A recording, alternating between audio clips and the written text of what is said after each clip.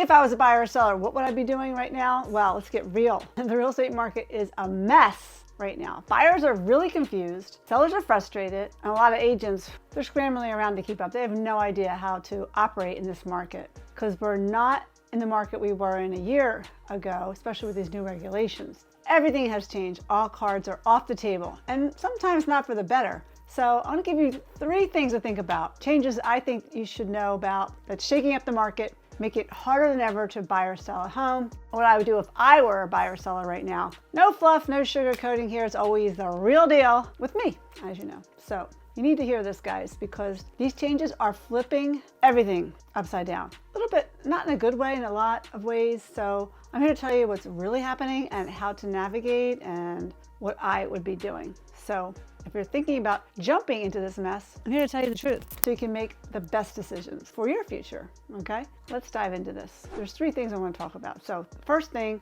is a big change, that open houses, they're just making a comeback. They're popping up everywhere again because if some homes aren't selling, they have to keep marketing them over and over again to get them sold. Agents actually have to work for their compensation. So there's the new regulations that realtors have to make a buyer sign a buyer-agent agreement before you even walk into the home. So that's why open houses are really popular, because buyers can just walk in. They don't need to sign anything. And the sellers are desperate because their homes aren't selling, and they need to get their homes in front of as many people as possible. It's very important. Now, I always use the open house, so I don't think this has anything to do with my marketing tactics. I do the open house all the time, my first weekend on the market. But I know that open houses have always been a controversial subject, right? Sellers hate them, a lot of them, and for a good reason, because I get it. You don't want like your newsy neighbors walking through the home, or maybe you're doing the open house just for agent to drum up new business. But let me tell you, right now, open houses are one of the best ways to get unrepresented buyers through the door. And if you don't want to do them and you don't say, oh, I don't want an open house, you really are missing out on potential offers and buyers that normally would not have come to your house, especially in a market where buyers are taking their good old time and as inventory is starting to pile up. So if you're a buyer, go to open houses, do your thing. Now, you might be the one that's skipping an open house, or maybe you have an agent, but open house may be your best bet for finding your home. I don't know. But don't think that you're off the hook though, just because you're avoiding the agreement. That's not the way to do it. You really need to be represented, and you need to understand and be prepared to negotiate, which is what a good agent can do. They can save you money. Because in the long run, if you think you're going to the listing agent and that will help you save money, that's not going to happen. Because listing agents, you don't know. They could have a fee in their contract that the seller still pays more money to handle buyers that are represented. You don't know because the fees aren't being posted. So here's my advice. Home sellers, be open to holding at least 2 open houses a month. But don't overdo it. You don't want to look really desperate, but don't shut the door either, okay? Make sure you have your open houses and put everything away. Make sure that your agent has a sign-in sheet so they could check to see who's coming into the door and make people register, okay? And if they're working with an agent, fine, put that agent's name there. Because realistically, the buyers are cautious right now. Open houses give them a chance to explore without pressure. Second thing you really, really need to know, this is huge, that in the multiple listing, they're no longer showing how much the buyer agent is going to be compensated for. And it's a big change. And why? Well, for sellers, traditionally, you listed your house, you agreed to pay a percentage to both the buyer agent and the selling agent, right? That's gone. You're only agreeing to pay your listing agent if you're a buyer. You have an agreement. But if the buyer's agent wants to get paid, they have to negotiate their compensation directly with the buyer or include it in the offer they submit to you. This means you might get offers where buyers are asking you to cover their agent's fee, but you're not obligated to pay it. Depends what's in your contract. But let me be blunt now. If you start saying no to the compensating the agent, you could lose out on the offers. Now, what's the smart move? Well, look at your net. Focus on what you're walking away with, not just what you're paying out. What's that bottom line, I always say. Now, I've seen sellers turn down great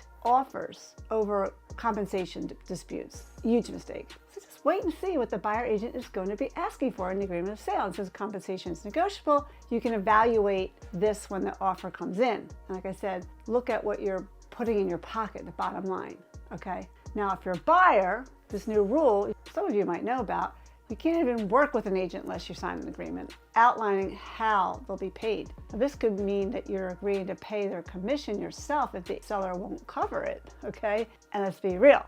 Most buyers don't want to shell out thousands and thousands of dollars for an agent when they're already stretching their budget for a house. But here is, in my mind, the kicker. A lot of buyers are skipping agents altogether. They're hitting up those in open houses or going straight to the listing agent to avoid paying a commission, but that might not be the play, might not be the deal. You don't know what's going on the other end, and you don't have any representation. It's not a good idea, but it's happening, and I see it a lot. People call me now more than ever. It's changing how homes are being bought and sold. So if you're learning something today, please subscribe. As a top producing agent here in Pennsylvania and Philly in the burbs, I listen and sell many houses. I'm a listing agent, and I know what is happening in the market. And if you want a complete list, a copy of the complete list of tips for home buyers and sellers, right now, the 2025 market coming soon, I have my winter guide coming out. Just put the word guide in the comment. It comes out in a few weeks, and your email address, and I will send it to you, okay? Now, the third thing, I did promise you 3 things. The one I like to talk about right now is that homes are taking longer to sell in most areas. Now, not in this area, but in most areas, a lot of areas, because they're not staged right. They're not being presented properly. People think they don't have to do anything anymore, and they're not selling quickly. So the days of multiple offers and bidding wars are gone in a lot of markets, not here, like I said.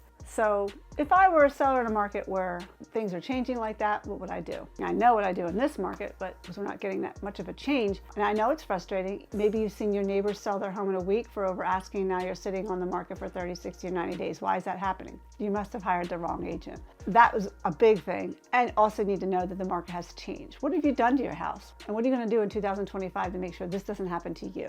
Okay? Buyers are taking their time. They're waiting for rates to drop. They're hesitant to make offers. They're being overwhelmed by inventory. Now, that means your house needs to stand out. If it's not move in, it's just going to sit, especially if you price it too high.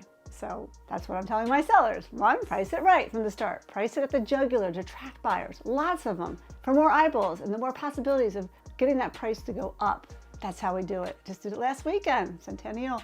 Price at $399, got $450 because we are attracting a buyer because you can't buy a house anywhere. It's half decent in that township for $400,000. Because realistically, if you overprice your home, it's a death sentence, I call it, for your home, especially in this market. If you're hundreds of thousands of dollars above the appraised value, you're not going to get it appraised. No one's going to buy it, and the appraiser won't even buy it, okay? I mean, they won't even buy it, meaning they won't appraise your home at the right number, and you have to come down anyway. Or maybe you'll lose your buyer. And the second thing you should do is make your home shine. I talk about this all the time. Place old carpet, paint the walls, remove wallpaper, fix anything broken. Buyers today do not want a project. They want turnkey. Said it many times in my videos. And if you're a home seller, things you can do is just be patient. You know, hiring the right realtor shouldn't have a problem. You have to know homes are sitting longer, especially in the higher end in our area. Every day will feel like a lifetime of people just coming through your house. But don't panic and slash the price without a strategy. Let your realtor give you some strategy.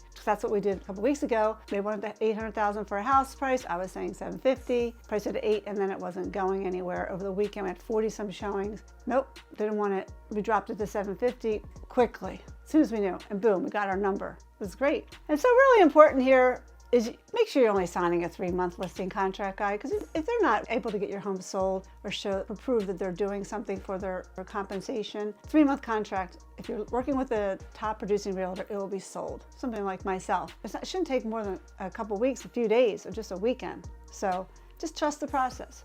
Do your diligence when hiring your agent. Don't hire a loser. Hire an agent who likes to win. If you read that in my book, I talk about winning. It's really important to hire someone who likes to win. And buyers, if you're waiting for a rate drop, you're gonna wait pretty long because the Fed lowering rates doesn't mean mortgage rates will instantly plummet, okay? Mortgage rates are tied to the bond market, not directly to the Fed rate, right? So while you're waiting, you might feel like, oh, this is a great idea. There's no guarantees because prices of homes are going to jump next year. So it's a great time to buy in the beginning of the year, and right now, even in November, December. If you find a home you love and can afford, just don't sit on the sidelines, because I said the price is going to go up. You can always refinance your rate, okay? So I'd say that the bigger picture here, kind of looking on a wide scale, what does it mean for buyers and sellers? It means that the market is tougher, slower, more competitive than ever.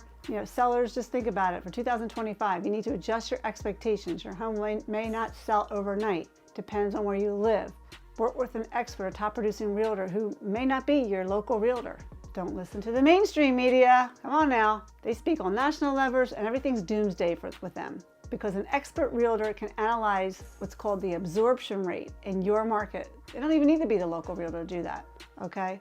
Prices are already inflated and you may not sell for thousands over the listed price. It's okay. Just make sure you get a good price for your home based upon what you have done to it. And buyers, you need to understand the rules of the game have changed. Be prepared to make decisions without waiting for the market to magically improve. You have to go in there, get a buyer agent. The seller's paying compensation in most areas, so you won't have to pay it. And hire a realtor. Hire them just for the one day or just the one house that you're going to see, but make sure you have somebody representing you. And for those of you who are relying on agents who haven't adapted to these changes, good luck. You need someone who knows how to navigate, I call it chaos, fight for every dollar, who wants to win for you. Winning is important right now.